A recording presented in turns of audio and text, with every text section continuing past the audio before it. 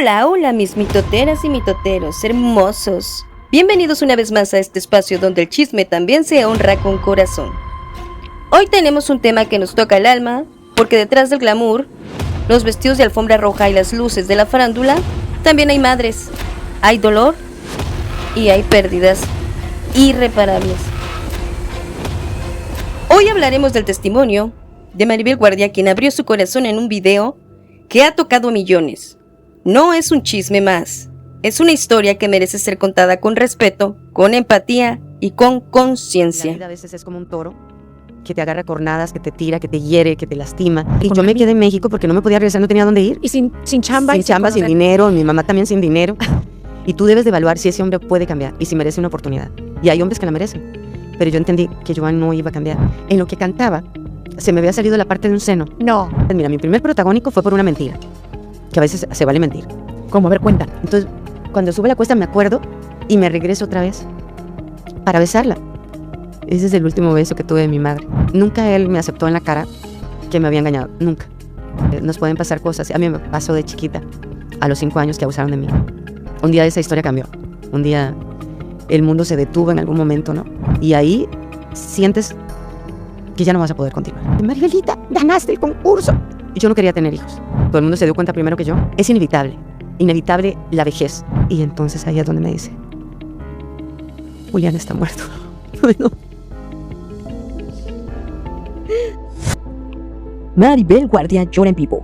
La verdad detrás de su dolor y la muerte de su hijo. Solo aquí mitoteando. Impactantes declaraciones. Hoy en Mitoteando te traemos el desgarrador testimonio de Maribel Guardia, quien abrió su corazón como nunca antes tras la dolorosa pérdida de su único hijo, Julián Figueroa. En este video analizamos cada detalle de su conmovedor testimonio a través del podcast Chingonamente. Créditos para Adriana's Insurance, o mejor conocida como Adriana Gallardo. Continuando con el testimonio desgarrador de la señora, también menciona cómo enfrentó el duelo en público, las reacciones que incendiaron las redes y la lección de fortaleza que nos deja.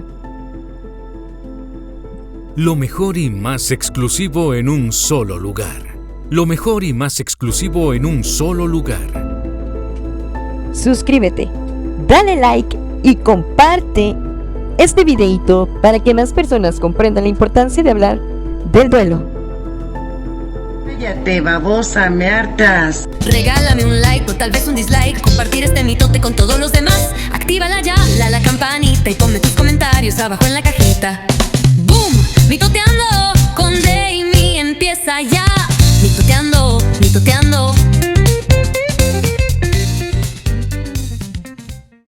Que te lastima, que sientes que no te puedes levantar, pero tienes que levantarte, sacudirte, ofrecérselo a Dios y seguir adelante. Pero ¿cómo hacer eso? Es que de verdad yo te admiro. Yo sé que muchas personas te vemos y decimos, wow, qué fortaleza de mujer.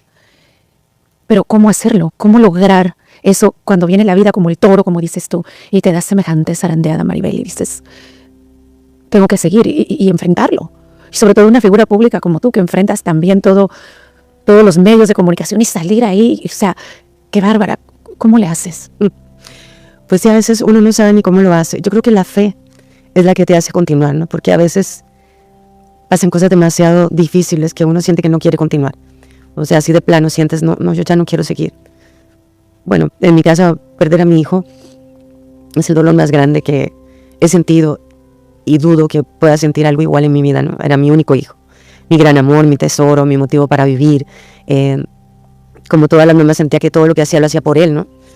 Trabajar, que se sintiera orgulloso de mí, dejarle una herencia, no sé, todo lo que soñamos los papás, ¿no? Pero un día esa historia cambió. Un día el mundo se detuvo en algún momento, ¿no? Y ahí sientes que ya no vas a poder continuar, que ya no vas a seguir. Y el imponerte, el inspirarte para seguir, es muy difícil. Dios, sin lugar a dudas. Pero para mí el regalo más grande fue la Virgen. Quiero decirte que todos los teatros en México tenemos una Virgen de Guadalupe. Entonces, yo siempre que terminaba mi función, estoy en una obra de teatro que llevo 3 años. Siempre que terminaba la función, me hincaba con la Virgencita y siempre le pedía por Julián. decía, Virgencita, protege a mi hijo, cuídamelo mucho, te lo guardes, por favor, guárdalo en la palma de tu mano. Y ese domingo que mi hijo murió, cuando terminó la función, como todos los días yo me hinqué y le pedí a la Virgen por mi hijo. Y ese día cuando llegué a mi casa, mi hijo estaba muerto. Entonces, fue muy duro para mí, muy duro para mí.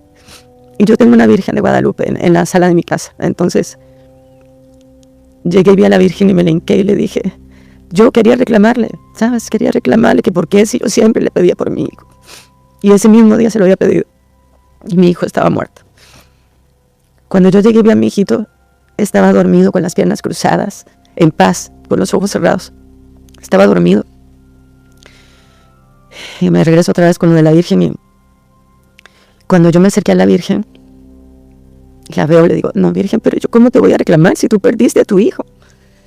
O sea, no, Virgencita, yo sé que a donde esté lo estás cuidando y que tú estuviste con él cuando murió. Y ya me linqué, recé y le pedí perdón. Y bueno, después vino los 9 días, ya ves que yo soy católica y le hicimos un novenario en la casa. No podía ni salir a la calle porque la prensa, media hora después de que yo llegué a la casa ese día, estaba ya la prensa parada en la reja del lugar donde yo vivo. Sí. No se quitaron de ahí. Cuando pasas por eso, tú no quieres... Cada quien reacciona diferente, pero yo no quería ver a nadie. Mucho menos quería atender a la prensa. Es que estás en un momento, pues, un parteaguas en tu vida. Sí. Y es un dolor tan profundo y tan tuyo que nadie lo puede entender, porque aunque la gente llega con todo el amor a decirte lo que siente y sé que es sincero y es de corazón, pero nadie puede sentir lo que siente una madre. Nadie, no, es que es un dolor. Yo perdí a mi mamá cuando tenía 9 años, perdí a mi papá cuando tenía 19 años, pero perder un hijo no hay palabras, solo una madre lo puede entender. Y seguramente algún padre, ¿verdad? Porque yo no soy hombre, seguramente un padre también. Pero en fin, alguien que ha tenido un hijo es un dolor totalmente diferente. Y nada, entonces en el novenario estábamos rezando y yo estaba rezando el rosario. Cierro los ojos y empiezo a repetir. En algún momento dejé de decir las oraciones, pero me fui. Es claro que me fui y me veía yo sentada rezando. Y en eso me meto en un canal de luz y veo a mi hijo, que llega y me abraza y con su mano me daba vueltas en la cintura, se iba, era luz y sonreía y se veía radiante. Y se volvió a acercar, me pasaba la mano por la cintura 3 veces, hasta que, bueno, yo me sentí increíble cuando me abrazó y vi la felicidad. Wow. Cuando él me abraza yo siento lo que él siente y era una luz, una paz, una cosa tan increíble. En algún momento Julián se va y yo me quedo en este lugar lleno de luz. Y sentí una paz, una felicidad. Es un estado que uno no conoce porque va más allá de la felicidad y de la paz. Es como un estado, no sé, no. Inexplicable, pero de una felicidad increíble.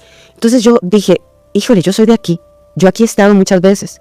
Y me volteaba a ver donde estaba rezando y decía, y ahí voy de vez en cuando. Pero realmente yo soy de aquí. Tenía yo ganas de quedarme porque es que yo soy de aquí. Y no porque estaba Julián, sino porque yo sentía que ahí vivía yo, que ahí estuve siempre. Ay, mira, me pongo chinita. Entonces, bueno, ya en algún momento termina el rezo y hace el cargo que vuelvo yo a meterme, ¿no? Y abro los ojos y le digo a todo el mundo, acabo de ver a Julián. Julián está increíblemente bien. Está en un lugar maravilloso. Y yo cuando veía eso también veía la figura de la Virgen. Y yo sé que la Virgen me dio ese regalo para decirme, mira, tu hijo está con Dios, con mi hijo. Sí. Ahí lo tengo, ahí está, ahí lo tiene mi hijo. Y fue el regalo que me dio para tranquilizarme, para sacarme del dolor tan profundo en el que yo estaba. Y no es que dejé de sufrir, pero mi sufrimiento cambió. Sí. A un sufrimiento lleno de conciencia. La conciencia viene de Dios, es el juego del conocimiento. Dios es el gran conocedor. Y Él me dio ese regalo. No sabes qué bendecida por la Virgen, porque varias veces, el otro día estaba yo muy mal, en un aniversario de Julián, lloré, empecé a rezar y empecé a oler a rosas. Olía a rosas toda la casa. Fue una paz, también un regalo. O sea, la Virgen no se ha cansado de darme regalos y de tranquilizarme en este doloroso proceso. Así que yo no sé si ustedes son creyentes. Mucha gente, pues yo sé que tal vez no creen en la Virgen, pero yo sé que este regalo es de la Virgen para que yo me acercara a Dios, para que entendiera que Julián está con Dios. Eso está increíble. Y qué bueno que lo mencionas, porque sí hay gente que nos está viendo, que no creen. Este mensaje es para ti. Este mensaje es para decirte que no tienes que cargar con todo tú. que existe una fuerza más grande que todos nosotros y que debe de existir menos de ti en tu corazón y más de Jesús. Y aquí está la prueba de una mujer que nos viene básicamente, que veniste a dar testimonio de algo que podemos ver, ¿no? Porque luego los seres humanos somos un poco escépticos y nada. Porque en momentos de tanto dolor uno cree que es el único que ha sufrido en la vida. Tú dices, no, esto me pasó a mí, yo soy la única que he perdido un hijo, pero hay tantas historias. Fíjate que cuando estaba también en el teatro, que fue muy bueno para mí trabajar, yo después de que murió mi hijo, una semana después me paré en el escenario. Estaba haciendo parte de un programa de televisión. Pero una semana después. Una semana después me paré en el programa y en el teatro.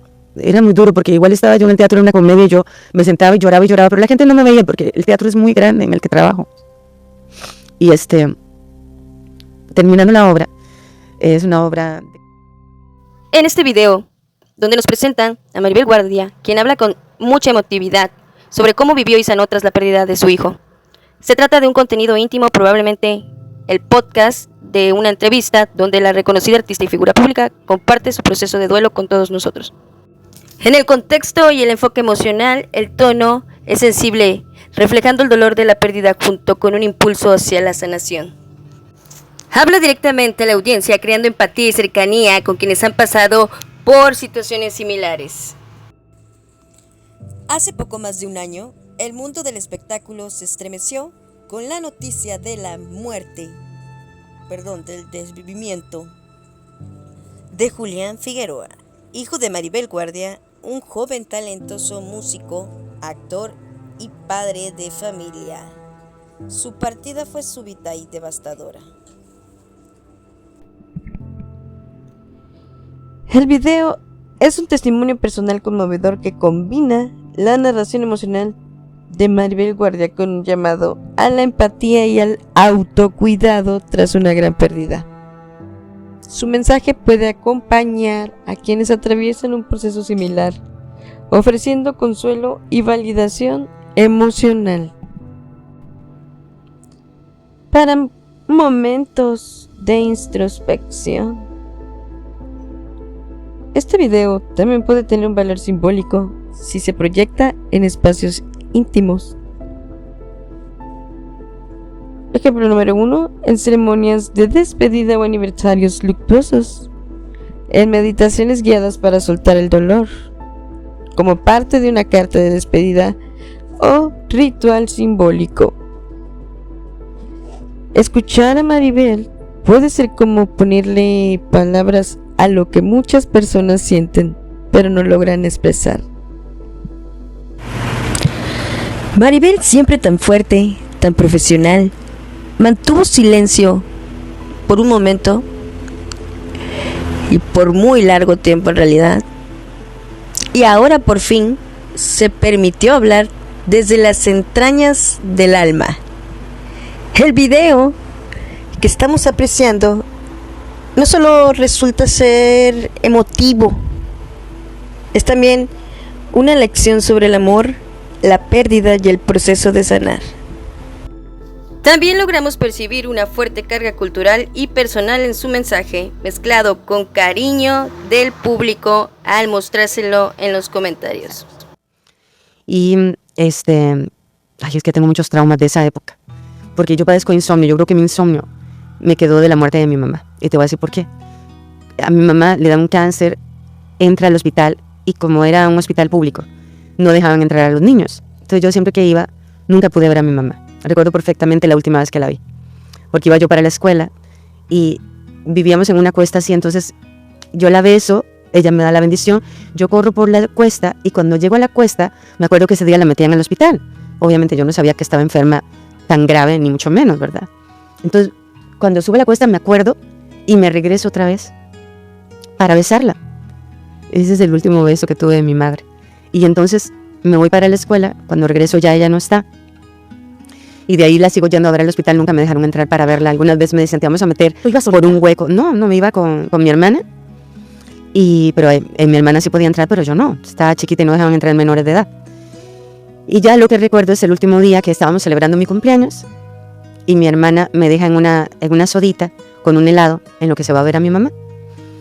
Y al rato llega una prima y me dice, Maribel, vamos al hospital, te van a dejar ver a tu mamá. Y cuando llego, veo a mi hermana que sale con 2 personas derrumbadas llorando y mi mamá había muerto. La velan en un lugar muy grande, en Costa Rica. Y entonces pusieron el féretro y yo subí a ver a mi mamá en la caja de muerto, la veía muerta, y yo hablaba con ella y le decía, no, esa no eres tú, no. Y yo sentía que yo iba a jugar con mi mamá al jardín, donde la velaban.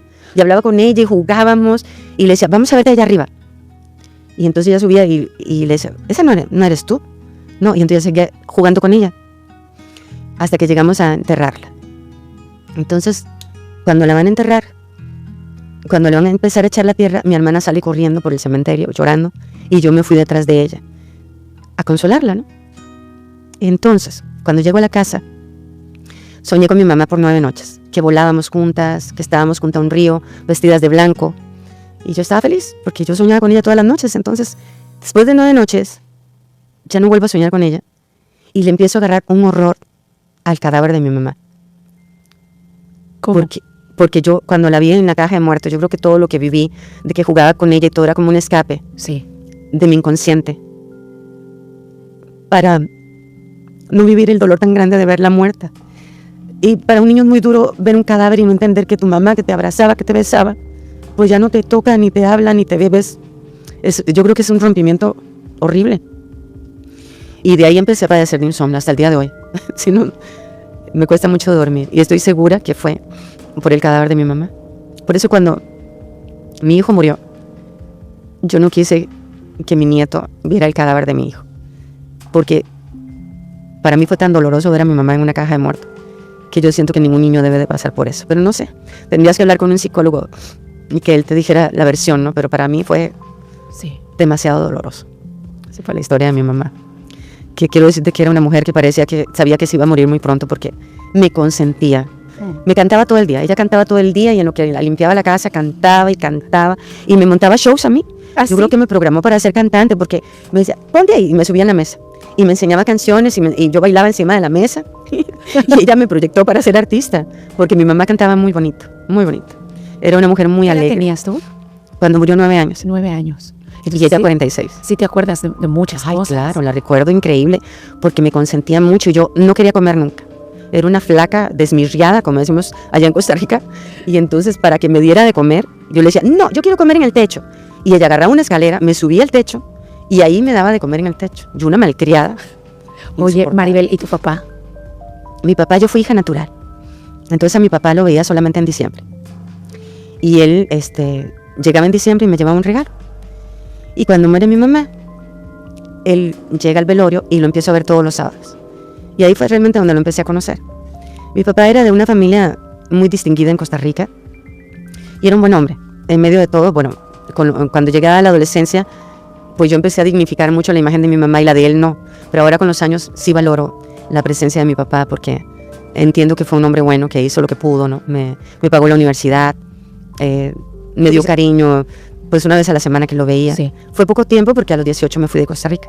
Y él algo- murió cuando yo tenía O él 19. ya falleció. Sí. ¿Y ¿En algún momento le reclamaste o No, te dijiste no algo? me dio tiempo. No me dio tiempo porque se murió muy pronto, mi pobre padre. Pero ahora lo recuerdo con mucho cariño. Era un hombre muy inteligente, teníamos pláticas muy interesantes, y sé que a su manera pudo no hacerse cargo de mí, y pues me veía una vez a la semana.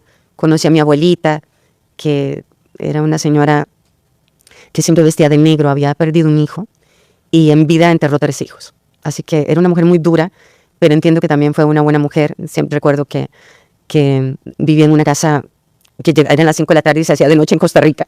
Y ella, nos sentábamos todos en la sala y nos veíamos en penumbras, y tenía muebles antiguos de su boda y platería y muebles que habían traído de Europa, y los tenía bajo llave y los abría de vez en cuando. Yo me asomaba así por un cerrojo y veía aquella sala antigua con cuadros de mi tatarabuelo, que fue presidente de Costa Rica, don Tomás Guardia. De ahí saqué el Guardia, Ah, porque mi nombre es Maribel Fernández. Pero mi bisabuelo era guardia, y cuando yo llego a México había otra actriz, Maribel Fernández. sí. Entonces me demandaron, casi me ¿Cómo? corren del país, porque el primer programa que hice con María Victoria y Carmen Salinas, fue mi primer programa que hice, me pusieron Maribel Fernández y me hablaron de la Asociación Nacional de Actores. Y me dijeron, usted acaba de cometer una gravedad, la podemos correr del país. Hay otra, Maribel Fernández, la pelangocha. Sí, la pelangocha. Y entonces que me iban a echar del país. Y yo lloraba como María Magdalena. Y entonces cuando hice mi primera película, el productor me dice, no puedes llamarte Maribel Fernández. ¿Cómo te ponemos? Y así en caliente Dime te lo nombres de la preguntó. familia de Peralta, Jiménez, Guardia. Maribel Guardia. Y entonces me quedé Maribel Guardia. Sí, por mi tatarabuelo. Y está muy padre. Sí, está bueno. Y aparte, pues, mi tatarabuelo era guardia, mi abuela era guardia, así que me quedó bien el guardia. Muy bien. Oye, hace rato mencionaste que cuando falleció Julián, tú no dejaste que tu nieto viera el cadáver. Sí. ¿Cómo se lo dijiste? ¿Cómo manejaste eso? No me con tocó a mí decírselo, le tocó a la mamá. Pero sí nos pusimos de acuerdo entre las dos, porque yo le dije, ella, era algo que ella también tenía que elegir, ¿no? Sí. Entonces yo le dije, yo pienso que el bebé no debe ver el cadáver del papá, pero ¿tú qué piensas? Y ella me dijo, sí, yo creo que no. Porque yo quise incinerar a Julián. Mira, pasó algo. Cuando muere mi hijo, mi esposo, que es como mi ángel de la guarda, porque ha sido un hombre increíble en mi vida, y fue un padre para Julián. Fue un hombre que obviamente Julián tenía un papá maravilloso, Joan, pero la persona que lo creó fue Marco, porque Marco entró a nuestras vidas cuando Julián tenía 2 años. Murió a los 27. Todo ese tiempo Marco lo llevaba a la escuela, se sentaba a hacer tareas con él. Bueno, estuvo con él toda su vida, ¿no? Entonces, más allá de que fuera una figura tan cercana a su vida, se llevaban increíble. O sea, eran acerca de algo que pensaban igual, decían las mismas cosas, una afinidad entre los dos impresionante. Y el día que muere Julián, que era un domingo santo, domingo de resurrección, Marco se había ido a Costa Rica porque su mamá cumplía años. Se había ido el día anterior. Cuando yo llego a la casa, que mi hijo estaba muerto, Marco ya lo sabía, él fue el que encontró realmente el cadáver de Julián, desde Costa Rica. ¿Cómo? Porque ese domingo, cuando yo me levanto, Julián tenía un cuarto en la parte de abajo de la casa, pero Imelda, es que es un enredo. El cuarto de Julián y Imelda era arriba, pero Julián tenía un cuarto abajo también, para ver televisión y videojuegos. O sea, todos vivían en la misma casa. Sí, en la misma casa. Ok. El bebé, desde que nació, vive conmigo, José Julián. Y Julián y Imelda. Entonces, cuando yo llego el sábado en la noche del teatro, yo le toco la puerta a Julián del cuarto de abajo. Estaba la luz apagada, no me contesta. Entonces, cuando yo subo las escaleras, dije, seguro está con la esposa en el cuarto, ¿no? Entonces ya me meto a mi cuarto a dormir. Y el día siguiente que me despierto, le toco la puerta a la mamá de mi nieto. Y le digo, ¿y Julián? Y me dijo, no, tía, está abajo, pero no lo despierte porque no durmió bien. Digo, pero es que ya es tarde. Me dijo, sí, pero está muy cansado, mejor no lo despiertes. Yo salía para el teatro, los domingos tengo función a las 5 de la tarde, entonces salgo como 2:30 de la tarde. Pero cuando yo me fui preocupada. Y le hablo a Marco a Costa Rica, le digo, Marco, fíjate que me voy preocupada porque Julián está dormido y es muy tarde. Entonces me dijo, no te preocupes, vete tranquila al teatro y yo voy a hacer que lo despierten. Y me voy para el teatro. Y en todo ese tiempo, Marco habla con la esposa de mi hijo y le dice, oye, ve a tocarle la puerta a Julián y despiértalo, Sí. porque ya es tarde. Entonces ella va y le toca, no le contesta, y Marco le dice, no, insiste. Y por la parte de atrás, por mi cuarto, se entraba también a ese cuarto donde estaba Julián. Entonces Marco le dice, ve y te metes ahí, abre la puerta. Y entonces abre la puerta y le dice, es que está dormido, despiértalo. Entonces ella va y lo despierta, no reacciona. Dice Marco, pero tócalo, agarra un espejo, a ver si respira. Y ahí es donde pasa todo. Entonces Marco desde allá le dice a ella lo que tiene que hacer. Ahí es donde ella piensa que él no está bien y llama al 911. Y entonces llegan paramédicos y también llega la policía, porque cuando haces una llamada así, llegan paramédicos y también llega la policía. Toda la casa se llenó de policías. Y ahí Marco desde lejos, yo sin saber nada, a mí nadie me dice nada, hasta la noche que yo llego a la casa. Pero así fue que Marco no estaba. Bueno, te cuento todo esto porque Sí. Porque cuando yo llego y encuentro a mi hijo muerto, yo me vuelvo loca. O sea, tú llegas y ya lo encuentras muerto. No te dijo nada Marco. Marco no, Ni no, nadie. cuando íbamos en el carro, sí. Marco me habla al teatro. Yo ese día una sobrina se viene conmigo. Yo tengo una sobrina que también vive en la casa conmigo. Y ella me acompaña porque como Marco no estaba en México, Sí. ella me iba a llevar y a traer del teatro y los domingos no tengo chofer. Y entonces, cuando yo estoy en el teatro, Marco me llama y me dice, por favor no te vayas a la casa. Le digo, ¿por qué? Dice, vete a cenar, vete a comer unos tacos, porque Julián y Imelda se pelearon. Ese fue el cuento que me metió. Mm.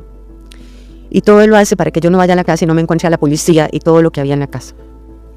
yo me voy a comer un taco. Yo me acuerdo que cuando yo me trato de comer el taco no me pasaba y estaba preocupada. No sé, algo me pasaba por mi mente. Ay, Dios mío, ¿qué habrá pasado? Qué raro, ¿cómo que se pelearon, no? Y en algún momento le digo, ¿pero qué pasa? Me dice, no, quédate, por favor, espérate un momento. Y en algún momento me dice, no, ya te puedes ir.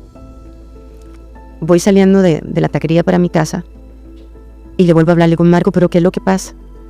Y entonces ahí es donde me dice, Julián está muerto. Bueno.